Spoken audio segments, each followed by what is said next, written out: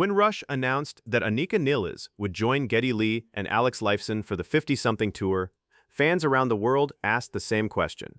Could anyone step into the space once occupied by Neil Peart? The answer was never about replacing a legend.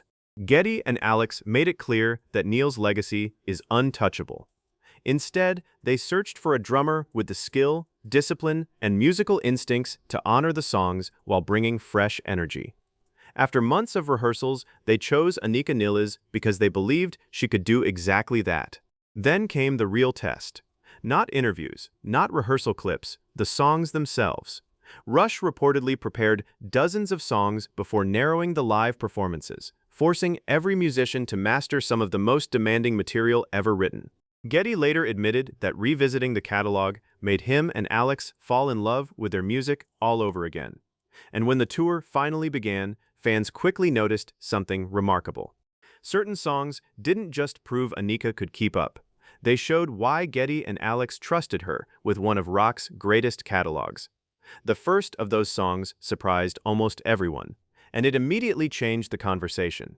One of the earliest songs that convinced many fans Anika Nilles belonged on stage with Geddy Lee and Alex Lifeson was Free Will. Long considered one of Rush's most demanding live performances, the song requires constant shifts in tempo, intricate fills, and absolute precision between the bass, guitar, and drums. For any drummer, simply playing the notes isn't enough. The challenge is making every transition feel effortless while keeping the band's energy moving forward. During the 50-something tour, Anika approached the song with remarkable confidence. Rather than copying every detail of Neil Peart's performance, she respected the original arrangement while playing with her own natural feel, a balance Geddy and Alex had specifically said they wanted from their new drummer. Fans who attended the early shows and watched concert footage noticed how tightly the three musicians locked together. Geddy's complex bass lines, Alex's dynamic guitar work, and Anika's precise timing created the kind of chemistry that can only happen when musicians truly listen to one another. But impressive as Free Will was, it wasn't the performance that earned the loudest reactions. Another Rush classic would soon reveal an entirely different side of Anika's musicianship, and leave audiences wondering if this was the performance that truly sealed her place beside Geddy and Alex. If Free Will proved Anika Nilles had the technical ability, Subdivisions demonstrated something even more important: musical maturity. Unlike many of Rush's high-speed classics, Subdivisions isn't driven by flashy drumming. Its power comes from atmosphere, restraint, and perfectly placed accents. Every beat supports the song's emotional story, rather than competing for attention. That's exactly where Anika's experience as a composer and groove-focused drummer became so valuable. Instead of trying to recreate every nuance of Neil Peart's original performance, she focused on preserving the song's emotional weight while maintaining the precision Rush fans expect. Her dynamics allowed Geddy Lee's vocals and bass to breathe, while Alex Lifeson's textured guitar work remained at the center of the mix. The result felt respectful to the original, yet naturally alive. Many fans noticed that this approach reflected what Geddy and Alex had said they wanted. Not a Neil Peart impersonator, but a world-class musician who understood the spirit of the music. That distinction became clearer with every performance. By the end of Subdivisions, it was obvious that Anika wasn't simply surviving one of rock's greatest catalogs. She was helping bring it to life for a new audience. If there was one song capable of exposing even the smallest weakness in a drummer's playing, it was YYZ. An instrumental masterpiece, the track has challenged world-class musicians for decades with its rapid meter changes, intricate fills, and non-stop interaction between bass, guitar, and drums. For Anika Nilles, this wasn't just another performance. It was the moment many fans had been waiting for. From the opening rhythm, she showed why Geddy Lee and Alex Lifeson had placed their confidence in her. Every transition was clean, every accent landed with purpose, and the musical conversation between the three performers felt natural rather than forced. What stood out wasn't an attempt to imitate Neil Peart note for note. Instead, Anika captured the precision, energy, and discipline that made the original so iconic while allowing her own musical voice to come through.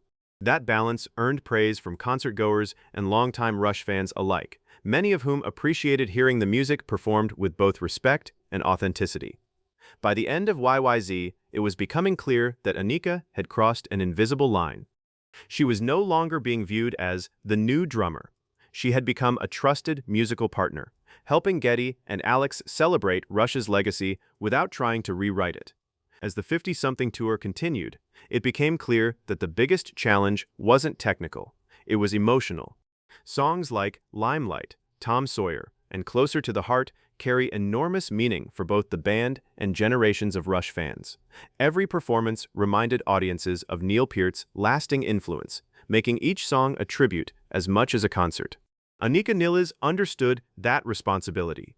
Instead of trying to recreate Neil's performances note for note, she focused on preserving the spirit, precision, and musical conversation that made these songs timeless. Her tasteful dynamics, rock-solid timing, and ability to react naturally to Geddy Lee and Alex Lifeson allowed the performances to feel alive rather than scripted. That approach reflected what Geddy and Alex had said from the beginning. They weren't searching for a replacement for Neil Peart, because no one could replace him. They wanted a drummer who respected Rush's legacy while bringing her own artistry to the stage. Night after night, Anika proved she was that musician. By now, even many skeptical fans had changed their minds. The discussion was no longer about whether she belonged beside Geddy and Alex. Instead, people were asking how the three musicians had developed such natural chemistry in such a short time. By the final shows of the 50-something tour, one thing had become unmistakable. The songs themselves had answered the question that fans had been asking since the tour was announced. Anika Nilles wasn't standing beside Geddy Lee and Alex Lifeson because she was trying to become the next Neil Peart. She was there because she had earned their confidence through musicianship, preparation, and deep respect for Rush's legacy. Every performance, from the technical complexity of YYZ and Free Will to the emotional depth of Subdivisions, Limelight, and Tom Sawyer, demonstrated why Geddy and Alex believed she was the right person for this chapter. She delivered the precision the music demanded while adding the natural feel and musical personality that only she could provide. Perhaps that's the most meaningful lesson from the tour. Great bands don't survive by finding copies of legendary musicians. They move forward by finding artists who understand the music's heart. That's exactly what Anika brought to the stage. Not imitation, but interpretation. Always with respect for the songs and for Neil Peart's extraordinary legacy.